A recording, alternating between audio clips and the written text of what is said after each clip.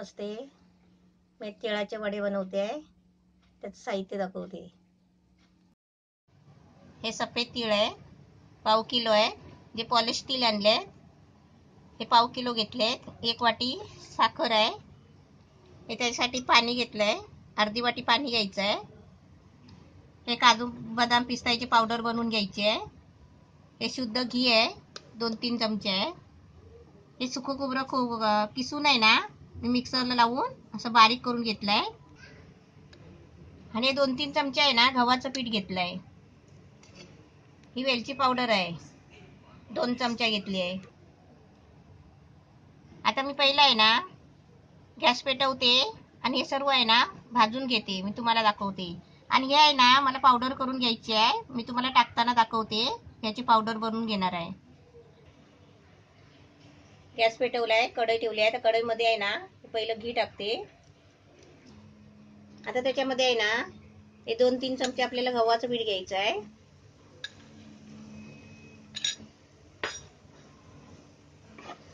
हे गव्हाचं पीठ चांगलं घी मध्ये भाजून घ्यायचं असं. म्हणजे याचा कलर चांगला चेंज होईपर्यंत आहे ना असं चांगलं भाजायचं.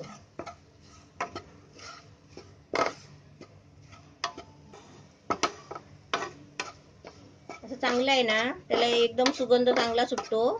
असं तोपर्यंत असं भाजत राहायचं. जरा थोडासा कलर चेंज होतो. आता याच्यामध्ये आहे ना खोबरं टाकते.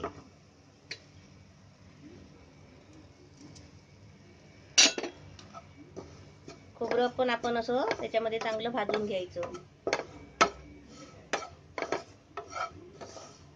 आता कढई चांगली तापली आहे, त्याच्यामुळे गॅस आहे ना थोडा मीडियम करते.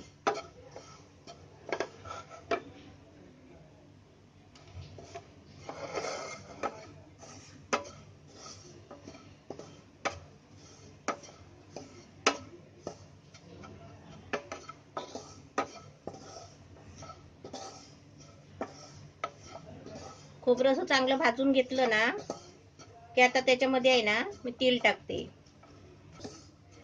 आता पीठ कशाला घ्यायचं, जरासं म्हणजे कसं ते तीळ चिकटत नाही ना, मग ते चिकटपणा येण्यासाठी म्हणजे एकमेकांना चिपकण्यासाठी ते थोडं आपलं पीठ वापरायचं. तर तीळ टाकते. तीळ पण असे चांगले भाजून घ्यायचे. आता मी गॅस थोडा फास्ट करते.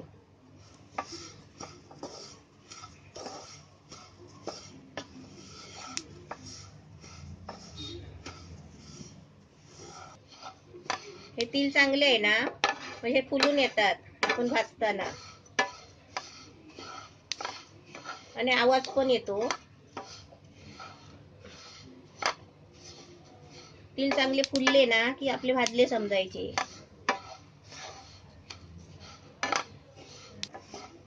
हे 2 मिनिटं झाले चांगले मस्त तेल आता तीळ चांगले फुलून आले आहे. आता हे काढून घेते आणि थंड तुम्हाला दाखवते. हे असे तीळ खोबरं सगळं भाजून घेतलेलं आहे. आता मी साखरेचा पाक बनवते. आता या कढईमध्ये साखरेचा पाक बनवते, ते तुम्हाला दाखवते. आता पाक बनवते. साखर घेतली 1 वाटी आणि त्याच्यामध्ये ही अर्धी पावणं वाटी पाणी घ्यायचं.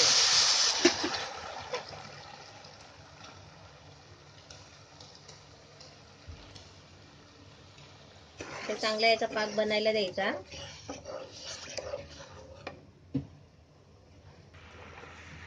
आपली साखर चांगली वितळली आहे, म्हणजे पाक बनलाय.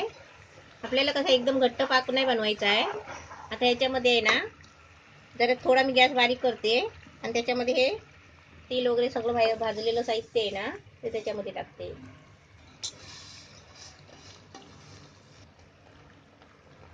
हे काजू बदाम पिस्ता सर्व घेतलं होतं ना, मिक्सरला लावलंय, बारीक पावडर केली आहे. त्याच्यामध्ये ही वेलची. आता हे सगळं आहे ना असं सगळं मिक्स करून घ्यायचं, घट्ट गोळा करून.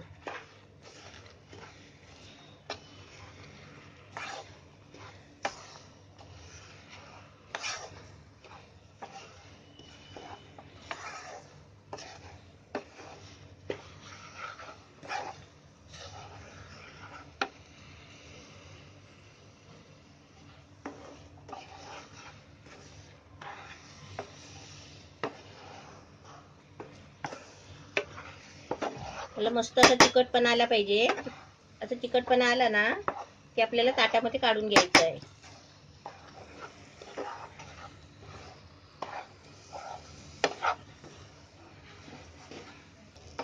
आता मस्त एकदम छान गोळा झालाय. आता मी आहे ना हे ट्रे मध्ये काढून घेते. ट्रेला घी लावून घेतलाय आणि हे आहे ना सर्व गोळा हे ट्रे मध्ये असा काढून घेते. आता हे आपल्याला असं पातळ करायचं आहे, कारण आपल्याला याचे वड्या पडायचे आहेत.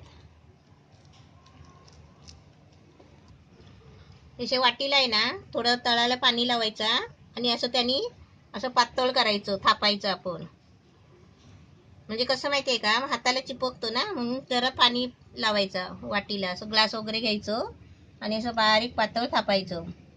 थोडं थंड झालं ना की त्याचे वड्या कापायचे. आज स्वातंत्र्य दिन आहे, त्यासाठी मी तिळाच्या वड्या बनवल्या आणि त्या तिळाच्या वड्याचा मी एक मस्तपैकी झेंडा बनवून दाखवलाय तुम्हाला.